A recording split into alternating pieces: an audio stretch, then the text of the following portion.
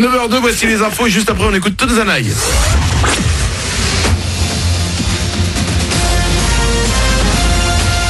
Toute l'actu sur Monaco-Menton avec Frédéric Plat. Bonjour, on a un ciel bien chargé ce matin sur le littoral azuréen et en dehors de quelques éclaircies, il ne faut pas espérer grand chose de mieux. On risque même d'avoir quelques gouttes en fin d'après-midi avant un week-end qui lui sera bien arrosé.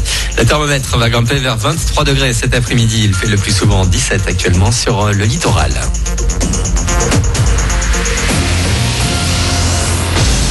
Déjà les vacances en France, 15 jours de repos dès demain et une circulation qui devrait dans l'ensemble être assez fluide tout le week-end. Il n'y a justement que demain aux heures de sortie de bureau que ça risque de se bousculer. Pour Monaco, encore un peu de patience. Les congés de la Toussaint commenceront mercredi prochain.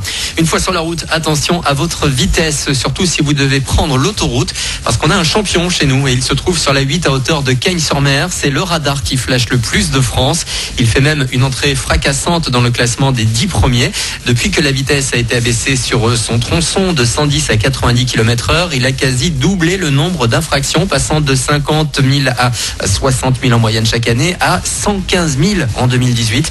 Attention, s'il a un temps été vandalisé par les gilets jaunes, il fonctionne aujourd'hui parfaitement bien. On les voit plus que nos familles, des apéros, des after-work, des petits déj sont organisés entre collègues un peu partout en France ce jeudi pour la fête des entreprises. J'aime ma boîte 17e édition, Énergie est partenaire. Il y a aussi un grand concours photo sur le site officiel.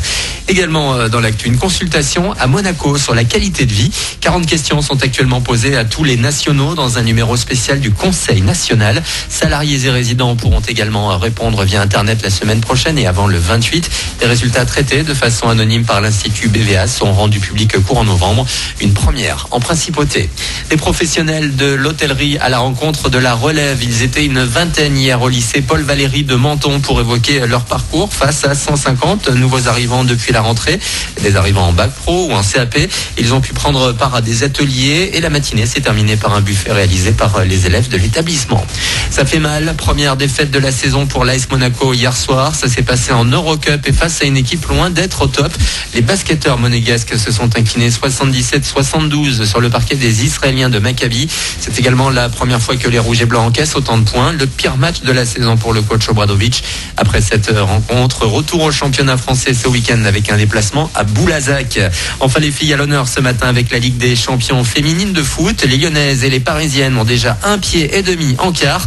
Hier, l'OL et le PSG se sont imposés 4-0 respectivement au Danemark et en Islande pour les huitièmes de finale aller.